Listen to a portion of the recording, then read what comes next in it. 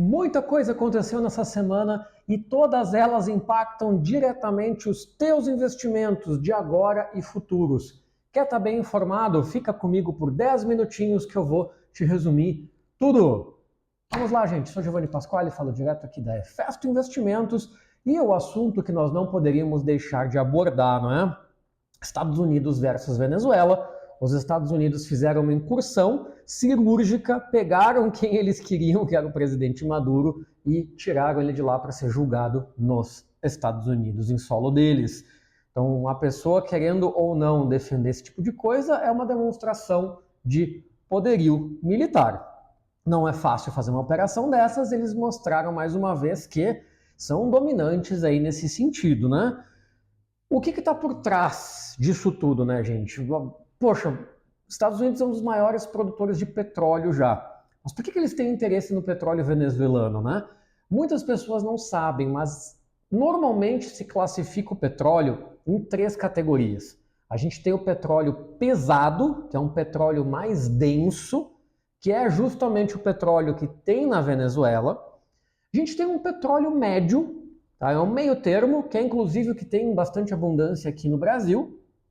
E a gente tem um petróleo leve, que é um petróleo mais ralo. É esse que tem muito nos Estados Unidos, eles se especializaram em extrair ele. Inclusive também é um tipo de petróleo que a gente encontra no pré-sal.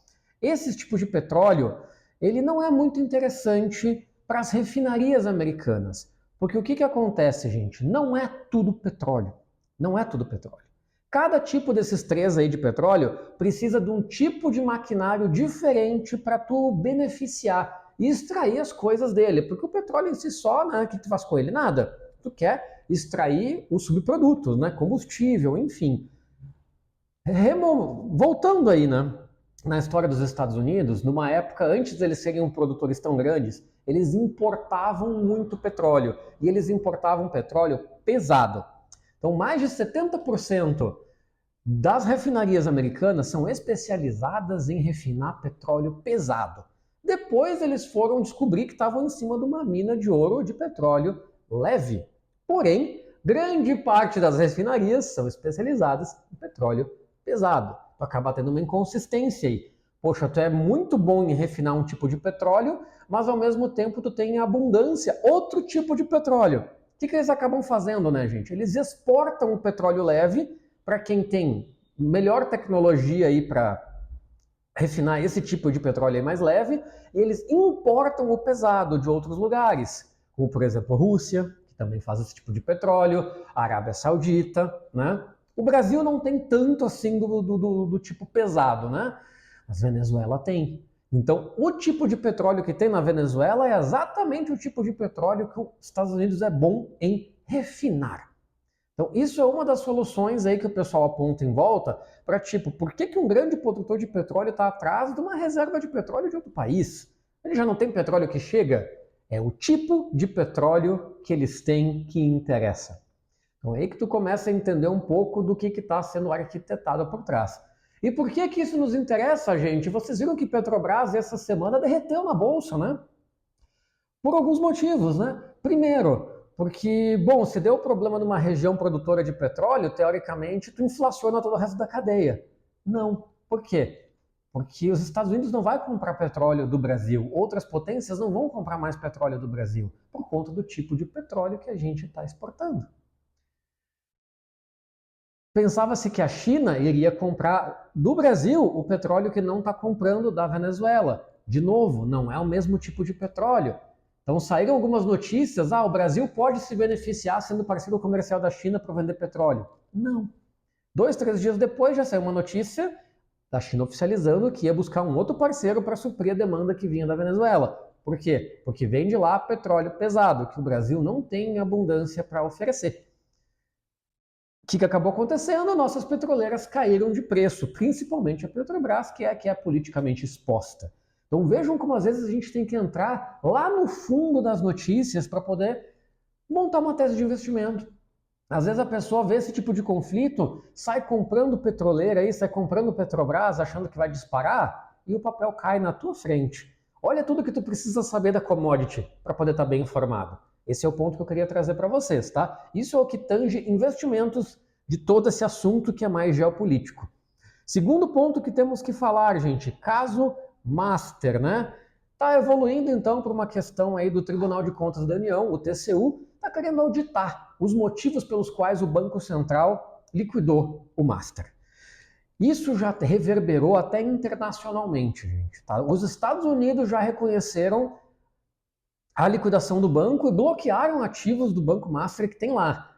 Então, assim, o Banco Central é uma entidade independente. Ele não tem que prestar contas da decisão dele. Ele tomou sua decisão com base numa sequência de dados. Visto o risco que estava iminente de todo o sistema ser infectado pelo problema do Master, eles liquidaram imediatamente. É por isso que se tem que ter um Banco Central independente. Ele preza pela segurança do sistema financeiro brasileiro, não por outras razões políticas e de conchavo e outras coisas assim. Então, por isso que eles tomam uma decisão autonomamente. Quando tu vai lá e intervém nisso via judiciário, via TCU, tu coloca em xeque toda a autonomia de um país. Poxa, então o teu Banco Central não é independente mesmo. Ele viu um risco aqui e ele está tendo que explicar agora. Que, de novo, gente, eu já falei isso no vídeo da semana passada. A única coisa que pode efetivamente dar um problema aqui é se o STF, via judicial, anular a liquidação, mandar voltar atrás. Que, na verdade, é isso que o Morcaro talvez estaria querendo, que é o dono do Master. Porque o que acontece? Quando tu manda liquidar o banco, vai liquidar todos os ativos que estão lá no banco. Obviamente que o Master não tem dinheiro em caixa para pagar todo mundo, né? Por isso que é o FGC que vai pagar. Master vai ter lá 10, 12% de tudo aquilo que ele deve em caixa. Então, a liquidação vai começar a vir para cima dos donos, dos sócios, né? Tudo que ele tem no nome dele vai ser apreendido para conseguir suprir essa liquidação. E é isso que ele não quer. Se ele consegue anular a liquidação, os ativos dele permanecem. Então tem esse interesse dele, que talvez seja interesse de amigos dele, bem posicionados. Só que tu prezar por esse tipo de amizade frente à integridade de um sistema, poxa, é risco do sistema financeiro brasileiro que está sendo posto em xeque. Então é por isso que o assunto Master ainda não evoluiu. Para o pagamento do FGC acontecer, lembrando, o Master tem que apenas entregar a lista de credores.